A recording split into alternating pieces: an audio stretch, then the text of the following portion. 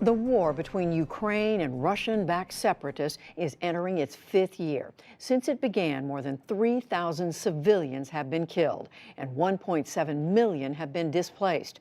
To see how the conflict affects children living along the front line, special correspondent and videographer Sebastian Meyer went on assignment for UNICEF, the UN Agency for Children, to eastern Ukraine and brought the NewsHour this story. Every morning, sisters Diana and Dasha get ready for school.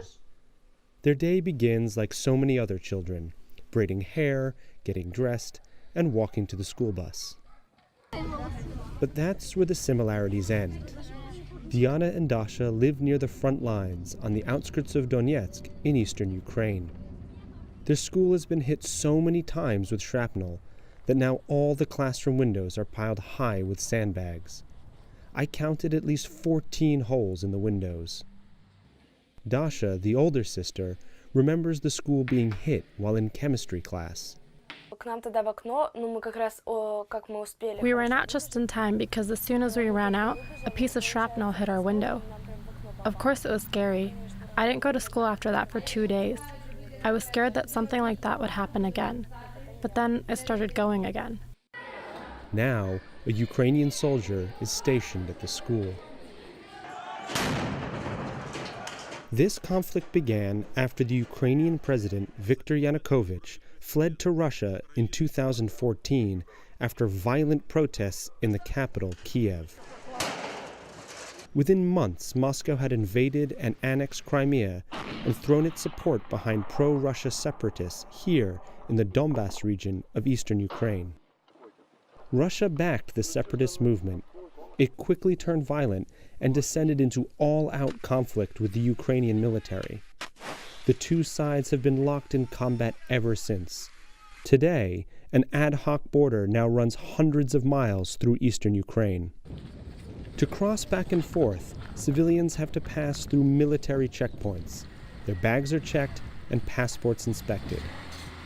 I was allowed to cross over into the non-government controlled area, but was not allowed to film. Despite attempted ceasefires, this conflict is about to enter its 4th year. According to the UN, over 10,000 people have been killed, including 138 children. These children of school number 2 in Krasnohorovka are targets. Last year, their school was hit in a direct strike on May 29th. The shelling doesn't leave a child's psyche unscathed. Children are traumatized. They're terrified. There are children who become very emotional. They pour their feelings out. On the other side, there are children who keep this pain inside. It's very sad to see children who should be having a happy childhood suffer because of this war. Last year, 42 children were wounded and 6 were killed because of this conflict. Sasha was waiting outside a friend's house when he was shot by a stray bullet. The bullet hit my leg. I ran a little. Then my friend came out. I called to him. He put me on my bike and brought me home. The bullet hit him in the ankle, shattering his dreams of one day becoming a soccer star.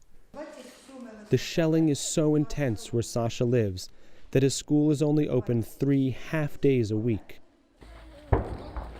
Children are so accustomed to artillery, they now no longer react to the sounds of shelling. It's not just the live rounds that are a danger to children.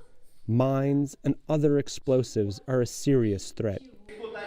Experts say that eastern Ukraine is now one of the most mine-contaminated places on Earth, putting 220,000 children at risk.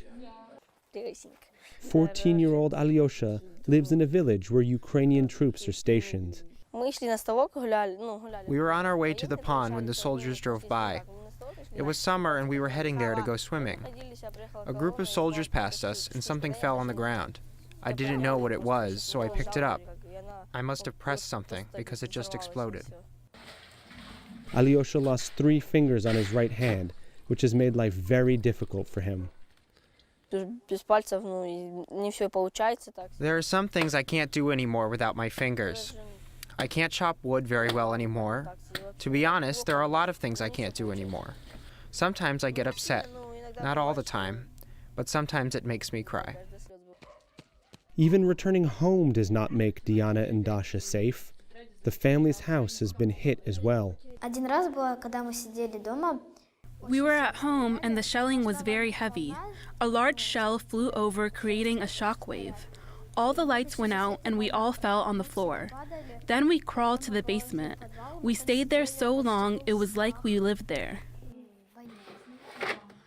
As the conflict enters its 4th year, it shows no signs of coming to an end, which leaves all these children as vulnerable as ever. For the PBS NewsHour, I'm Sebastian Meyer in eastern Ukraine.